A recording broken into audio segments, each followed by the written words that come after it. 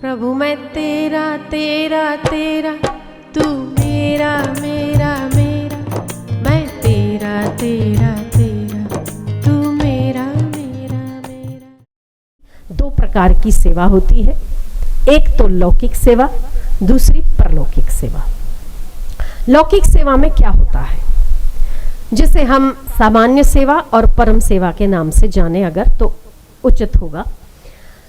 जैसे अनाथ बच्चे, उनको गोद ले लेना, अनाथ बच्चों की फीस दे देना, विवाह करवा लेना, किसी बेघर को घर बना के दे देना, किसी भूखे को भोजन करा देना, किसी प्यासे को जल दे देना, वस्त्रहीन को वस्त्र दे देना।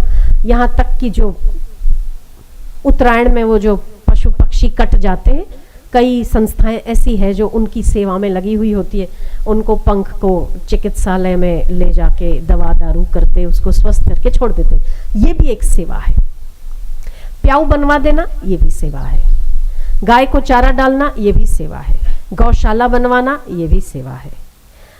विधवाओं को अन्न, स्थान, जल आदि का प्रबंध कर देना, ये भी सेवा है।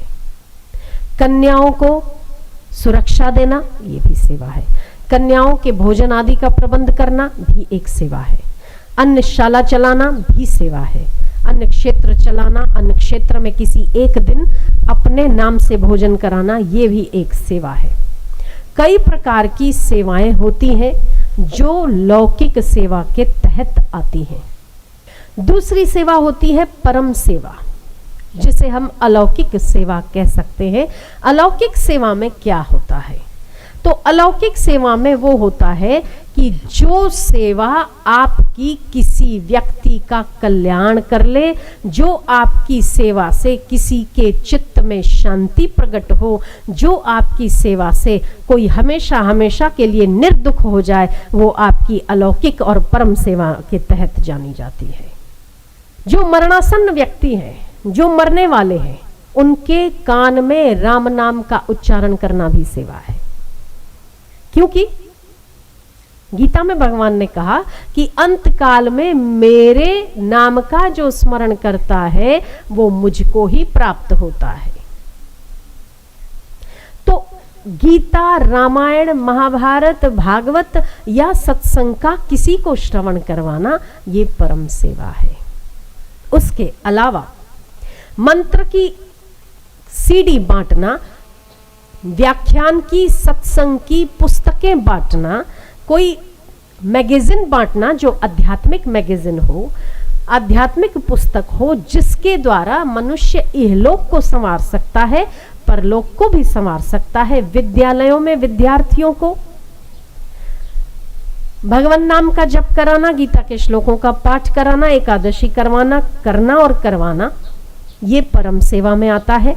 और ये अगर निस्वार्थ रूप से हो, जिसके पीछे आपका कोई ऐसा उद्देश्य नहीं है कि मेरा नाम हो या मेरी तख्ती लग जाए, ऐसे सेवक को भगवान ढूंढते हैं। आपको भगवान को ढूंढने की आवश्यकता नहीं पड़ती।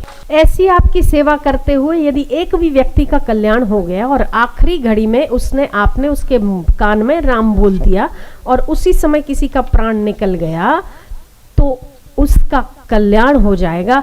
उसका कल्याण तो होगा जब होगा, आपके कल्याण की लिस्ट में आपका नंबर तो पहला आ ही जाएगा। आप कुछ यज्ञ करते हो या नहीं करते, दान करते हो या नहीं करते, शास्त्र कहते हैं, जय दयाल गोविंद काजी तो यहाँ तक कहते हैं कि आपको बार बार जन्म मिले, यदि आपको बार बार माता के गर्भ में आना पड़े, फिर भी यदि इस प्रकार की बार बार सेवा मिलती रहे तो जन्म लेना बार बार सफल होता रहे।